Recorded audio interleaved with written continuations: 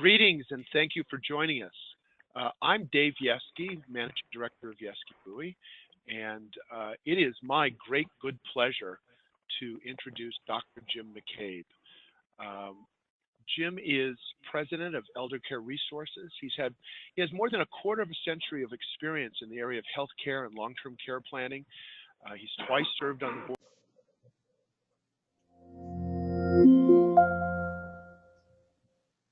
20 tips to help make the right decision. And he's a frequent speaker on this topic. I have to say, I've had the privilege of knowing Jim for a long time now. I think I can say decades, and known him as a friend and as a colleague. I've heard Jim present before, and he's always informative and entertaining. And Jim and I have worked together in a lot of client situations where he's been extremely helpful. He's a good friend, a wonderful resource, and I know you're going to enjoy hearing from him today. So, Jim, with that, I will turn it over to you. Thank you, Dave. I appreciate it. And welcome to folks. We're going to talk about the housing transition and retirement this morning. It's your move. Let me give you just a bit of an overview before we get started. What I thought I'd do today is start with what I call the housing decision and some elements about having the conversation. And within that, we're going to talk about what I call the push and the pull factors of moving, meaning what are the reasons to move and what are some reasons to stay put. And after we've looked at that a bit, I want to review some housing options with you. And the options I'm going to share today are options that are relevant for those of us who are still healthy and active and are looking for opportunities for that, what I call the third age housing. And we'll look at some of the existing things, and then I want to share some of the newer models that have come onto the market or that have been created in the last 6 to 8 years. And then I'm going to finish with a couple slides that have resources. There's some great reading material out there on creating a moving plan, and the websites that I'm going to share with you are also pretty valuable in terms of what's been going on and what's next in terms of housing and technology. You know, our old friend Dorothy from The Wizard of Oz was saying for such a long time, there's no place like home. And I think it really is relevant that for most of us, this decision about housing is the most important one we make in what I call our third age, or that last third of life, which is typically from 60 or 65 into our 9th decade.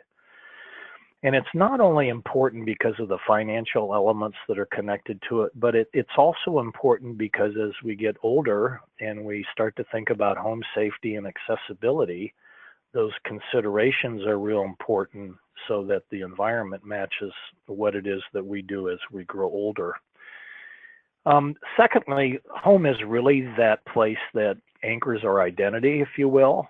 The history that comes with our home and the things that we tend to think about as it relates to no place like home have real value for us and how we see our life lived and the family that's around us. And then finally, the home creates a sense of value, not only because it's the home and it's where I've raised my family and developed my career, but for many people, it's the core to equity that we hold as it relates to making decisions about future plans and future investments.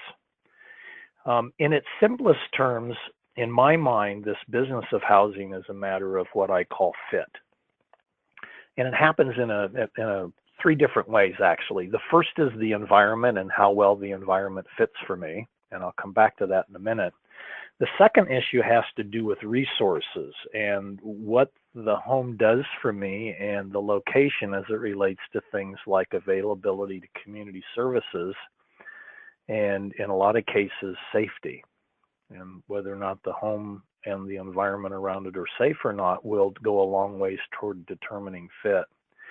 And then the final factor is kind of reviewing what our wants and needs are as we plan ahead in the short and in the long term, so that our housing decisions provide us with access to the wants in our lifestyle, and as we look longer term, what some of those needs might be as we age in place. Now, let me go back to fit for just a minute. There's a theory called environmental press. And what that suggests is that the environment that I'm in and my capacity or particular age have to complement each other in order for the environment not to press on what I'm trying to do in terms of aging in place. So where I grow old is going to matter significantly. And that environmental press that is working around that has significant factors in the decision I make to move. And let me share two examples with you. One is that if I'm in a two-story house and there are mobility issues, or for some of us who may be living with an older parent who is now having mobility issues, does that two-story house prevent some problems? The other example is driving to and from the things in the community that I want to access. And if I'm living in a suburb or a community where public transportation isn't readily available, do I need to have a consideration for mobility around not being able to drive long term? A lot of trends in some communities and in the communities where I live near in Northern California, there's a lot of urban planning around living in the immediate urban areas, so the shops and the restaurants are a matter of a block or two away. And then the final point about the housing decision is needs and wants. Now in the prior slide I have this reversed where we think about wants first, but I think if we're honest with ourselves about getting older and moving into the 7th and 8th decades and beyond, my personal needs or my healthcare needs are going to start to become more dominant as it relates to how I've developed my living situation. And the better I am about planning for my medical needs, the better able I am to continue to access the wants that get at my desire for recreation and socialization and so on. So let's talk a little bit about kind of the conversation. And so the things to think about at the beginning are, have we had the chat with the other people that are going to be impacted by this decision? Typically our spouse or our partner has probably done some thinking about this. But what I have found in my work with clients is a lot of folks haven't had the conversation. And the conversation is a precursor to how we develop a plan that includes the questions like where and when and how. And once the conversation develops and the plan starts to formulate, the hardest part is getting to some agreement about what those wants and needs, or needs and wants, are as we move forward. So let's look at some of the factors to consider as we're moving forward. Number one, why? And in a couple slides, I'm going to talk about what I call the push and the pull factors for considering relocation. Where are we moving? Are there geographical considerations that people have? Do you have a pin in the map of a place that someday I'd like to go and maybe spend a little bit of time? The third question has to do with time frame.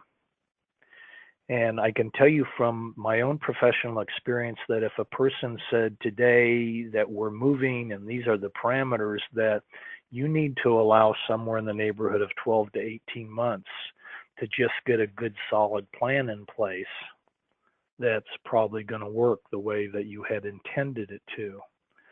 So just having that conversation as a start without making any commitments is a good way to start figuring out the why, the where, and the when.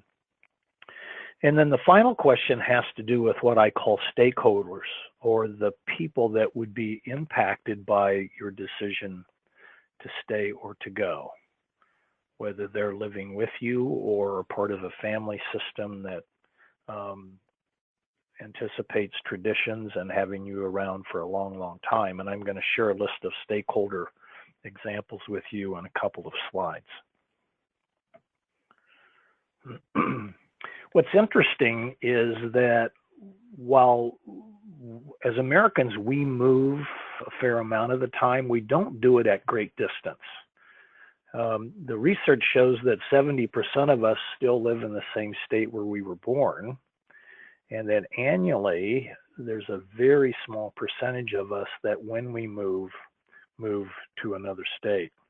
Now, what's interesting is if I look at myself, and I'm the oldest of 7, I've moved and lived in 5 different states since I graduated from college a long, long time ago.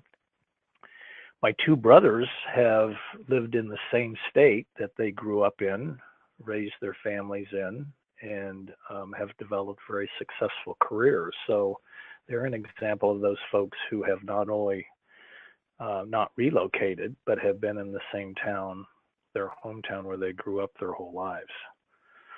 The majority of people would say the reason they move is because of family. They want to be closer to those folks that I have traditions with. The second reason for moving is work, do a better job or better opportunity. And the third reason, especially for retirees, is climate. And I think most of us would say that that huge migration in the 50s and 60s to places like Arizona and Florida was done specifically for reasons of climate, which was either to complement health or to give them an opportunity for much more of a recreation lifestyle. Now, I should say, as a bit of a diversion here, the people that have been building the communities like the Sun Cities for the last 60 years have started to develop properties in the upper Midwest, because they're finding that people want to be in retirement communities, but they don't necessarily want to do a geographic location or relocation to another part of the country. So we'll talk a little bit about the availability of options and choices all over the country when we get a little bit further into this. So the research says that I'm going to stay put because there is no place like home. This is a community where I've lived my whole life. I got my church and my exercise club and my beautician and all of my friends and relatives in one place, and so that's why I'm going to stay. It's familiar, and it's just human nature that as we get older, we tend to be a little bit more reticent about change, and so familiarity makes it a lot easier just to default to staying where I am, in spite of good reasons to the otherwise to move. The third thing is that people stay put because they're not aware of or are worried about the financial challenges of moving. And so that also gives them reason to stay put and not consider what another move could be. My position typically is that I encourage people to do the research. You certainly don't have to make decisions, but I think being educated about what's there and what's possible gives people to make as best an educated decision as possible. So let's talk about the decision to move, and I've categorized this in a couple of ways. One is what I call the push factors, which may create some momentum for relocating. And in the next slide, I'll talk a little bit about the pull factors, which are, for the most part, positive reasons for considering a move to another locale. So the push factors include personal life changes, a divorce, being remarried, death of a spouse or a partner, and trying to figure out how I'm going to reorganize my life in the role as a widow. The unexpected absence of a family helper. And let me just offer a note about that. The research suggests, and it's been my experience, that the majority of elder caregiving in this country is done by families. In fact, it's 70% or maybe a bit higher than that. And so when families start to have personal needs for help and assistance, it's the relatives that we seek out first for helping me to age in place. And when families move about or a family member is no longer capable of helping, people will move to that next available relative so that they have a good support system in place. The fourth push factor is loss of income and affordability. And in a place like the San Francisco Bay Area where I have my office, affordability has become a huge issue because the cost of housing is really out of control here. And so some folks see that less affordable or more affordable places are a good reason for relocation. Many people are considering moving because of changes in cognitive or physical health. More specifically, they need help with ADLs or IADLs. And let me do the alphabet soup for you, if I may. ADLs are activities of daily living, and those are the things that I do that have to do with bathing and dressing and toileting and transferring. And instrumental activities of daily living are managing my environment, the house cleaning, shopping, bill paying, day-to-day management of my house and environment. And as people grow older and health becomes more of a need and stamina and strength are challenged, people have trouble managing their environments, and that environmental press becomes the dominant factor to the negative.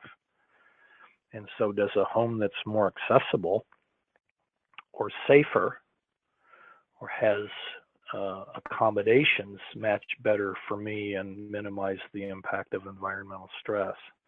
And the final factor is it relates to pushes to neighborhood changes. And a lot of the urban changes today, do older people find themselves in neighborhoods that have aged around them and maybe aren't as safe or accessible to services as they used to be. And now it's time to get to an environment where shopping and doctor's appointments and church services are much easier to access in a safer way. To the other side of that, there are a list of pull factors that can be very attractive to folks.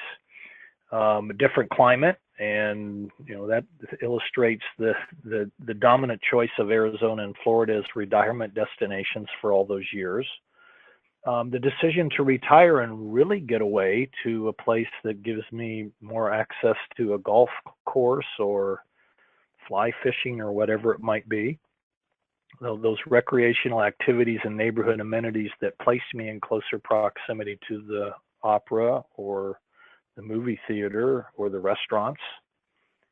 In my own family, I have one brother who has a plan to be on the golf course as many days as possible, and another who can't wait to get away to fish. And because of those factors, they're already starting to plan a relocation from the town where they grew up to have closer access to those leisure activities that are important to them. The demographers tell us that more and more boomer parents now are relocating to be closer to their children who are having their own children. So the grandparent-grandchild connection has become a larger factor for many people in terms of following the family to that next location. And then finally, all of the options or the increased choices for new housing have really opened up the possibility of being in good third age housing in almost any location in the country. And I'm going to show you some specific examples of that as we move forward. But I just want to do a couple more things about should I stay or should I go? And these may be more practical reasons. The pros of moving are that I'm going to an environment that has a less expensive lifestyle in terms of tax liability. So that the state has a lower threshold for property taxes, or there are no income taxes, or those states that have no sales taxes or taxes on retirement income. And of course, that's a place where someone like Dave or those of you on the call who are planners can help your clients with that. But there are some very significant differences depending on what part of the country. The second reason for moving is a smaller home can reduce the amount of time spent on home maintenance. I grew up in a family of 7, as I mentioned, and we all had those jobs that you have when your kid's in a large family, mowing the lawn and washing the dishes. And the week that my youngest sibling left to go to college, my dad went out and bought a riding lawnmower for himself and a dishwasher for mom, because now they wanted to cut back on the maintenance since all of the kid labor had left.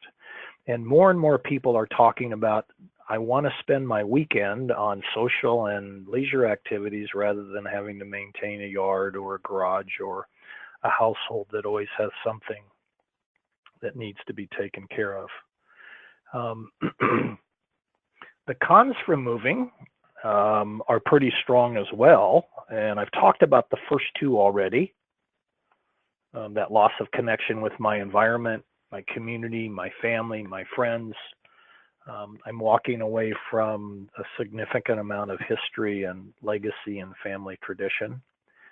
The third reason is that, am I moving and buying into a new house or home contract that's going to create new debt for me? And I have some numbers I want to share with you that I'll come back to that. The next reason is that it could be more expensive to move than to renovate or do adaptation to the current environment I'm in. And one of the resources I'll share with you at the end is an organization of home remodelers or construction people that have trained and been certified in helping people look at home renovations as they work toward the goal of aging in place. And then the final reason against moving is that we really have all of the services and the technology available today to create a home that's safe, to create what I call a smart residence with technology for monitoring and all of that, that really makes it easier to age in place. But before I go to the next slide, I want to talk about creating new debt, and I want to share a couple numbers with you. In 1995, 22% of people over 65 had mortgage debt, and that average debt was about $27,000. In the year 2013, 38% of people over 65 were holding mortgage debt, and that average number was 73,000.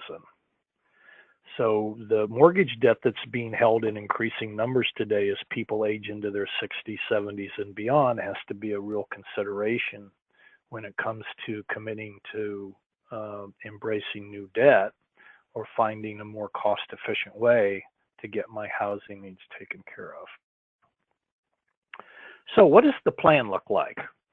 Now, if you're early in your thinking about this, I think that the illustration on the left is okay, because you really need to move around, ask a lot of questions, do your research, find out what other people have had in terms of their experience.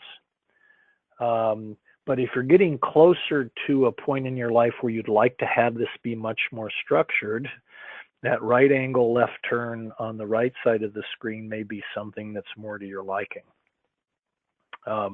So in any event, what we're trying to do here is figure out how to create those factors or pros and cons that help you to make some decisions about 4 votes for yes and 3 votes for no. So I'd like to do one more slide about factors that resembles what we've talked about, but has some other things attached to it. The first is cost or affordability. And one of the biggest factors in cost and affordability is what my healthcare liabilities are going to be moving into my 60s, 70s, 80s, and beyond. There's research that's been done that suggests for a couple who's healthy, they're going to need somewhere in the neighborhood of $200,000 to $250,000 to supplement the cost of their health care in the last 30 to 40 years of their life. And so that part of the plan becomes significant. And if a person has moved into an environment where aging in place is very positive, most of that healthcare expense and activity can happen at home. Factor 3, safety. Factor 4, proximity to restaurants and the sports stadium and the opera, and maybe an airport if people like to travel a lot? Does the environment have transportation? Are there nutritional preferences in terms of healthy eating that mean I want to be in an environment where I have access to fresh fruit and fresh vegetables and maybe good seafood, whatever it might be, that helps me to contribute to a healthy lifestyle as much as possible? And then the final factor on the list is stakeholders. And so let me say a bit about our stakeholders in our lives. And for many of us, these are the primary ones. And when I say stakeholders, that means that some people on this list, or all of them, people and pets, are likely to be impacted by our decision to move or stay, or in some cases would like to have a voice in some of the things that we're considering. So some interesting stats to share with you as it relates to the profile of these stakeholders in the lives of many of us. Today, 18 to 34-year-olds are more likely to be living with their parents than with a spouse or partner. Now, part of this is a result of the incredible college debt that our kids have been saddled with recently. Part of it may be loss of a job or a change in a relationship that a child has gone through. But in any event, there are a lot of us in households where an adult child is going to be a consideration. The second stat is that 1/5 or 20% of homeowners in the pre-retirement group have their adult children living at home. And so there are probably folks on the line that would say, well, if we move and Bob's got a good job, our son's got a good job and probably shouldn't move, how do we account for that and make sure that he's going to be okay? And as you can imagine, that's probably going to be an important part of that conversation that you're going to have that I talked about in the second slide. And the four-legged kids. The number of households with a pet numbers 80 million, and 63% of pet owners consider their critters as family members. And a little anecdote for you, when my wife and I moved to Arizona to live for a while, we discovered when we got there that the move and the climate was really hard on our pets.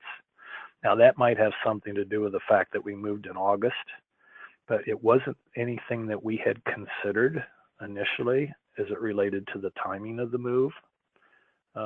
So that's something to consider for those of you who have your pets as an important part of the plan. And then finally, as it relates to grandkids, there are 5 million grandparents raising grandchildren today. That's one of the biggest elements in the changing look of families is that group of grandparents has a grandchild to consider, and they may need to continue to be nearby because they're providing financial, educational, moral support to the third generation. So let's look at some housing options. And what I want to start with is some of the things that have been around for a while and are the more traditional options that you may be familiar with. As I mentioned at the beginning, I'm only going to talk about housing options for the healthy. There is a whole discussion about assisted living and nursing homes and rehabilitation, but I think since we're having a discussion about a healthy lifestyle move, we'll talk about the option of staying at home, and we've talked push and pull. I want to give you a little bit of an overview of active adult communities, the model called co-housing, senior apartments, which many of you are probably familiar with, and CCRCs, or what are called continuum of care retirement communities. So let's start with the active adult community model, which most of us are familiar with. We see this in the Sun City or the Leisure World model. These communities are typically age restricted, or what's called age targeted, so that at least one of the members of the couple have to be 55 or over in order for people to qualify to live in those communities. The literature for these communities is aimed at what I call the welderly folks, active, driving, many still working, looking for a community with a lot of age-like peers for common interests and activities. Most of these properties do not offer services. And if you've looked at the Sun City model, it's basically a neighborhood in an area of West Phoenix, the area that I know the best, where it looks like any other neighborhood anywhere else in the country. But surrounding those neighborhoods are a whole set of programs and services that people can contract with independently. Typically, these communities have a hub or a clubhouse that coordinates activities and is a place where you can contract for products and services. But the focus of these environments is pretty much on recreation and social wants that people have for keeping up an active lifestyle. The second model is called co-housing, and this has been around for probably about 10 or 12 years. This is what I call a kind of a neighborhood commune model, and the co-housing philosophy, and I put the website at the bottom of the slide here, so if you want to go on and do a little bit of research. The theory is that people sign a contract to belong to this co-housing space that is like a bartering system where you commit to share in activities and in community support. So it looks like a number of family residences that are clustered around an open space, a cul-de-sac or a green park or a recreation activity. There's usually a common house or a headquarters where community meals are served and activities happen and information and support is provided. These co-housing programs do a lot of shared activities around recreation and meals. So there is an expectation that you're going to be a joiner when you contract to enter into a co-housing campus. Shared housing is one of those more traditional models, and the ones that I have seen I'm most familiar with are the senior individual or couple who has a very large house. Actually, they're overhoused, and they're interested in finding roommates to increase socialization and maybe share the expense of the building. So it typically is two or more unrelated people who are sharing a house or a home. There are services that will do roommate matching, and the website at the bottom here is one of the ways to explore this. And typically it's the private living space where I have my own bedroom and maybe a bath with a shared common area. It's a little bit like the bed and breakfast model, except that you're there for the long term and not just over the holiday weekend. One of the things to know about this is that it's typically, the expectation is that you're very independent, that you can take care of all your own needs, that you're probably going to share in the household duties of the space or the common area as part of the requirement for living there. The accessory dwelling units is a model that's been around for quite a long time. Most of you probably know it as granny flats. This is one version of it. It was created under a brand called the Elder Cottage Housing Opportunity, ECHO. And most commonly what happens is that I decide I'd like to have mom closer, and so my wife and I elect to build a small house, 400, 600 square feet, behind our house so that mom's nearby, but not too close. So the granny flats located on the same property. Typically they're manufactured homes, which is the easiest way to do it. And they're universally designed, which means they're safe. You can put a monitoring system in. They're accessible. There's no stairs or second story things to contend with. The biggest challenge to this is that there are still a lot of cities and towns who don't code to allow for the granny flat option or the accessory dwelling unit option. So if this is something you thought might work in terms of elder caregiving needs in your family, you want to check with City Hall and make sure that you have that option in the neighborhood where you live. Senior apartments, which are pretty much available in most towns and cities throughout the country, are basically a model of congregate living. So this could be a high-rise building of 4, 6, or more stories that is specifically dedicated to living options for seniors. So each senior has her own apartment with the bathroom. So it's a studio or a 1-bedroom apartment. It could be 2-bedroom, but usually not. But the structure may or may not provide services.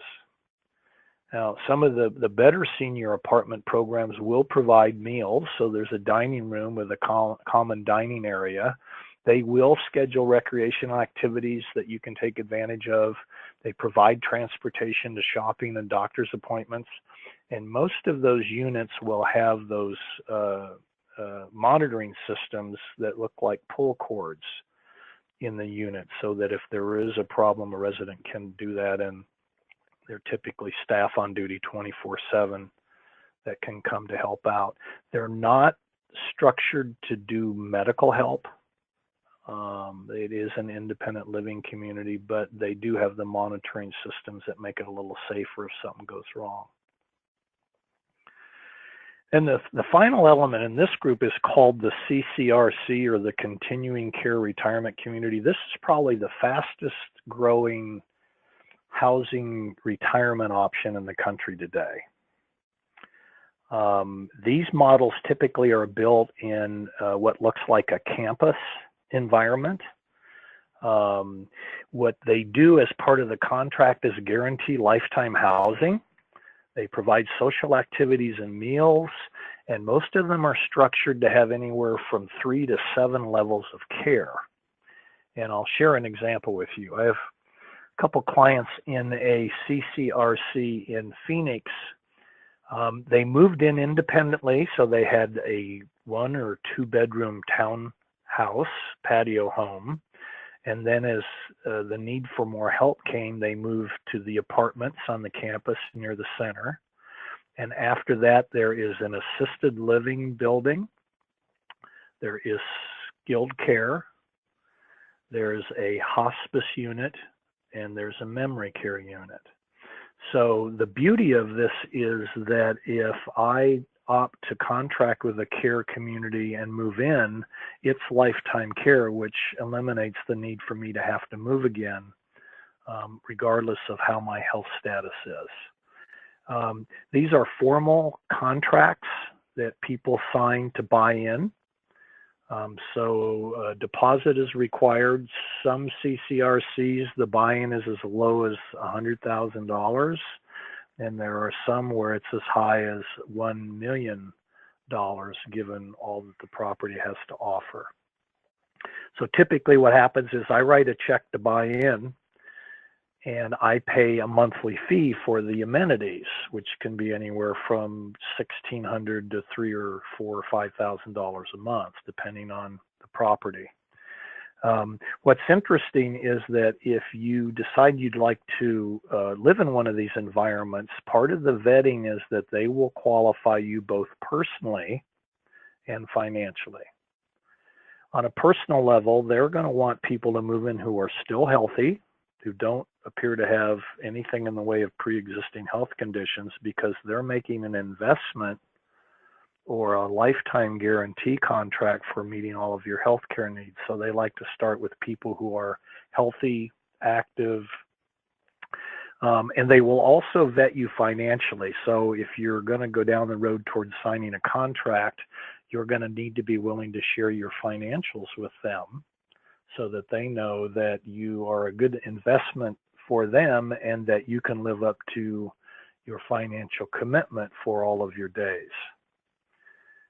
Part of this contract that you're paying for is, in essence, a long-term care insurance policy, which is part of how the retirement communities meet their cost, because they are self-insuring with an insurance vendor. Your monthly payment is paying part of those premiums. My caution to you is that you need to make sure that you have somebody with you to review the contract, because they're extensive. They're very detailed, and it's important to make sure that you are signing, that you're aware of all the things that you're signing off on for lifetime care. Some people like this option because the agreements may allow for an equity return in your contract, so that at the time that you die, or if you and your wife or you and your husband are both there, when the surviving spouse dies, there's a formula for equity return that you can designate be given to an heir. Those are a little more expensive when you enter in on the front end, but sometimes those appeal to folks because they're not giving away all of their equity when they move to these properties. Okay. Very quickly, I want to share examples of 5 new models for housing that are starting to become more and more popular. And if you're living in a major urban area, you're likely to hear about these things. So I'm going to talk about the village movement, age-friendly cities. I want to talk about that certified renovation specialist that I mentioned a few minutes ago, and then the newest of the new technological options for smart homes in the idea house. So the village movement was launched about 15 or 16 years ago in Boston. And the village movement, there are 160 of them, is focused on the goal of helping me to age in place. So what that means is, you know, that cliche of it takes a village, that members are signing on to a support system within this village, mostly run by volunteers and a few staff, that will help to maintain my wants and needs and wants when I contract with this village. So some of the services are transportation, shopping, home maintenance. Some of the villages have a meal contract, and they're structured in one of 2 ways. The first way is that the village is an actual neighborhood or campus where people are living independently, but they're in proximity to one another. So there's a little bit like that co-housing model. You're in contact with your village, your co-villagers, if you will, on almost a daily basis. The other model is more of a contract model, and this is a model that they have in Palo Alto, California, where Stanford University is. And that is that I can sign up to be a member of the village, but I might live anywhere in the community. So the Palo Alto Village, and that's not the name, but the village in Palo Alto has dozens of people who are villagers that are still living in their own homes in their own neighborhoods, but now have signed on to have these social or community supports available to them, because they recognize that it's going to be harder for them to manage all of those logistics as they get older. Age-friendly cities is an initiative that was developed by the World Health Organization about 15 years ago. There are, I think, 5 cities in the US that now have been designated as age-friendly. And the way that they have done that, and it's a pretty stringent process, there are 7 parameters that cities need to commit to and develop that supports the concept of active aging and opportunities for access. Access to health, access to social programs, access to safe neighborhoods, and so on. And the commitment is that the town will work to design an environment where there are no barriers. So the buildings, the streets, the shopping, the parking lots are all barrier-free. That there's a higher level of security. There's a commitment on the part of the police department and volunteers to do community monitoring, and that there's a real focus on outreach to keep folks engaged in the activities of the community. Access to the community center, the senior center, One community that I'm familiar with does something every Friday downtown during the summer that engages kids or families or seniors in a multi-generational way to keep people involved. Um, the renovation concept I talked about is sponsored by the National Association of Home Builders, and my experience with this has been very positive.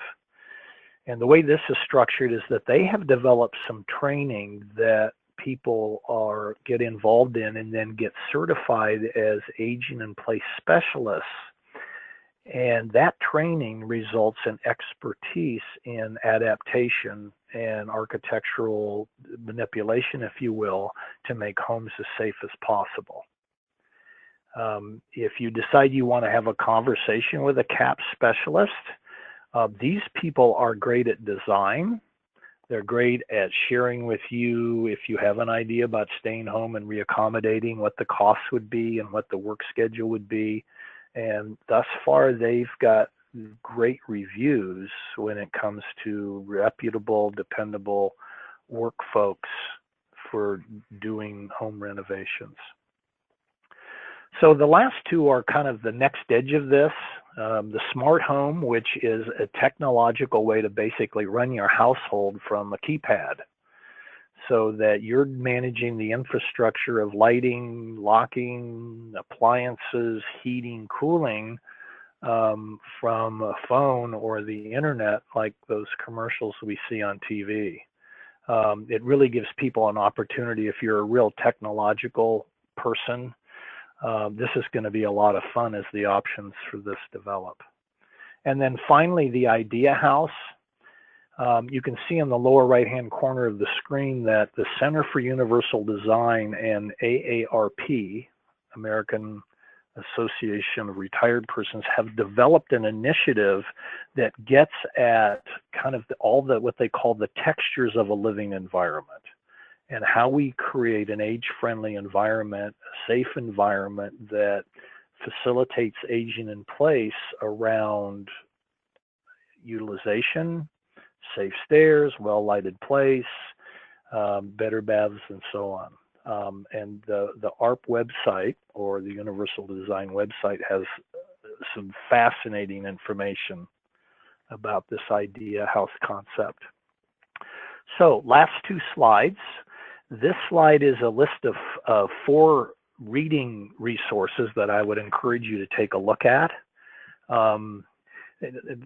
The first 2 books are very interesting. I've had chats with both Mr. McLeod and Bruce Wisley. I really like their writing. There's an Aging Over 50 magazine that every summer has a special housing issue. They just did one this past summer, and you can access it on the website. And New Lifestyles is a book that is available for free that has an overview of housing options in about 75 different locales in the U.S. And I'm sure that if you want to look back at these resources, Dave would be more than happy to share them with you. The final slide is a list of websites that I think are very useful if you want to start doing some research on the computer and want an idea of where you might go. These are great resources as well.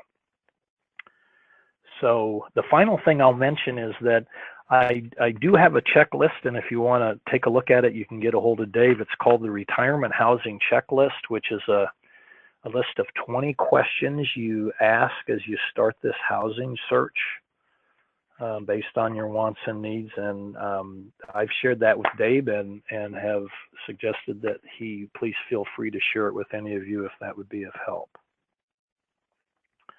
And so with that, I'm going to turn this back to Dave and see if there are any questions. Thank you, Jim. This has been really helpful and informative, as I knew it would be. For those of you who are participating with this webinar, this is a chance for you to ask questions as well. Now, if you look at the little control panel that you should see on your screen, you can do one of 2 things. If you look at the attendee list and find your name, If you click on the box right next to your name, you will raise your hand, and I will see that you have raised your hand, and I will then unmute your phone or your microphone, and you could ask Jim your question. Alternatively, you'll notice that there's a box that says questions, and if you would rather type your question in, then you should feel free to type that in, and I will relay the question to Jim, or he can see it himself, and well, I will relay your question to Jim, and then he will answer it then.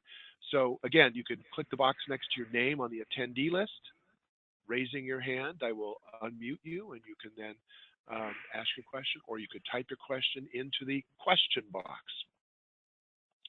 And while you think about that, I have a couple of questions myself for Jim. One of them, when you were talking about the renovation option, the staying in the current home option, I was just curious. I know you've actually worked with some of our clients on this. What are the most common elements of the home that need to be addressed, that need to be adapted in order for people to be able to stay where they are? Well, good question. The first is the bathroom, and that has to do with safety in and around the tub and the shower. So grab bars or shower benches. In some of the older homes, the doorways are narrower, and so if I'm going to stay home for whatever it takes and I need to be on a walker in a wheelchair, there may be access issues to parts of the house that need to be accommodated for. The other thing, probably the third thing that's the most common, is getting in and out of the building. So if there are steps at the front or at the back or into the garage, and we can accommodate that with a ramp, or maybe it's just adding a handrail, that can go a long ways toward making things safer. Great. So the other thing that I was wondering about is one aspect of the CCRC, the Continuum of Care Retirement Communities. You talked about the fact that there's an element of long-term care built in, and they often or usually have facilities where they can provide skilled care when it's required. A lot of our clients own their own long-term care policies. Is there a reason for them to consider keeping their LTC policy if they go into one of these CCRC communities? There is, but what you've raised is a great question, and that is that in a conversation with a CCRC, there needs to be a discussion about what I do if I'm holding a policy and I'm going into an environment where it already exists, because typically you can't use both. So different CCRC contracts look at that in different ways. So if you've seen one, you've seen one, if you know what I mean. So that's one of the questions that a person needs to ask, is about the insurance that I've built up and whether I'm going to get to use that or not. Got it. So we have a question here from one of our attendees, and she is saying, if I don't have close relatives to manage issues that might come up as I need more care, is it realistic to consider aging at home? That's a great question. It is realistic if a person's willing to engage the formal support system. And so examples are that there are a lot of non-medical home care agencies out there who help with those instrumental activities of daily living, like bathing or shopping and cleaning and cooking. If a person becomes more dependent and needs some personal care, there are also many, many options out there for hiring trained attendants to help me. The question is balancing off what it costs to bring in various levels of in-home care versus being in an environment where it already exists. And one example is that many of the CCRCs that have you coming in as an independent person will also tell you if you'd like to hire contractors to do in-home care independently, we're more than happy with that. In fact, we have lists of professionals. So you've moved into an environment and maybe you're hiring people for a little bit of help, but you've contracted for, as you get more and more frail, the CCRC is responsible for that cost because that's what you contracted for. I don't know if that answers the question. No, that's very helpful. That the presence of these agencies creates a non-family support system for, at least for a certain level, of what you call the instrumental ADOs. That's very interesting. Yeah. I have a raised hand, so I'm going to unmute Ken. Allow him to ask a question. Good. Hey, David. Hey, Ken. How are you doing? I'm great. How are you? Just fine. Really enjoyed the presentation, and my question is, are you going to place these slides out on your website? Like I can't write as fast as I maybe used to, and there are a number of websites out there that I'd love to record and go look at later on. That's a great question, and I and it's one that I probably should have addressed right up front. The slides will be available. There will actually be a recording of this presentation that will be available, and you'll all get a follow-up email from Mila letting you know when they're available and giving you links to go view the slides and or the actual recording of the presentation. So yes, all of those resources will be available. I have another question, Jim. And this question is, where can we locate East Bay resources for senior communities? But I suppose by extension, a lot of people may have that question with respect to wherever they're located. Well, there are a couple things. And I'm going to roll this slide back because there are some things here that there is on this slide of resources where it says New Lifestyles, Senior Living and Care Guide. If you go to that website, they publish a book 4 times a year that lists retirement housing options in about 40 or 50 cities throughout the country. So there are 5 books for California, 4 for Texas, 2 or 3 from Massachusetts. So depending on and they're free. So depending on the area you're from, you can go online and email them or capture their 800 number and say, hey, would you please send me a book for Denver or San Francisco? And they'll send you one every quarter.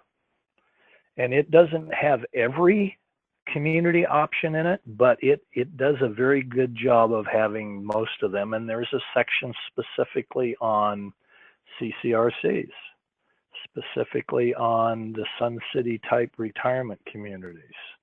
And there are also a couple pages there that have phone numbers for local resources. So it's pretty good. The over aging 50 special housing issue, I think, is also useful. So those would be the first 2 things that I would do if you're doing your own research. And if you've got a particular area in mind and we can pinpoint a couple phone numbers for local resources, I'm happy to do that through you, Dave, if I can. That's great. Thank you.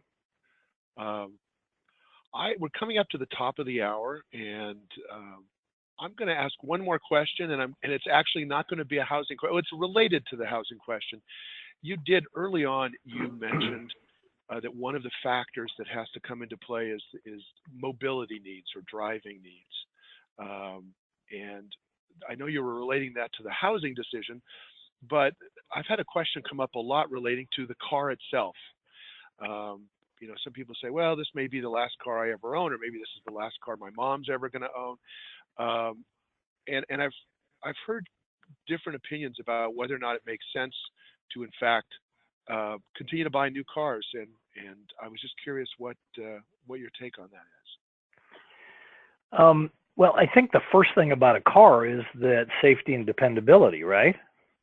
And so the newer the car, the safer. However, I've got a couple clients whose kids pushed them to get new cars, and they didn't because they were so familiar with the person was so familiar with the car that they had. They didn't want to change, knowing where the dials were and how the seat worked and how the mirrors were and all of that. So while safety and dependability is really important, familiarity of my vehicle, because there's so much going on when we drive, is real important. The American Automobile Association is doing some interesting things around older driving issues and safety. And so if a person's interested and went onto that website, the American Automobile Association, if you nose around, you should find some information there that gets at some of these questions. If a person's worried about their own driving capacity, AARP has a kind of a set of driving assessment evaluation tools on their website that a person can do if they want to as well. How interesting. Yeah, that I'd heard about the AARP online assessment. I haven't looked at it yet, but I think I will. That's an interesting resource. So Jim, this has been such a pleasure to have you here sharing your thoughts with so many of our friends, clients, and colleagues. And I know that you're available as a resource, and so people shouldn't hesitate to contact us or contact you. And I'm going to look forward to seeing you again soon. And thank you all for attending and spending this hour with us.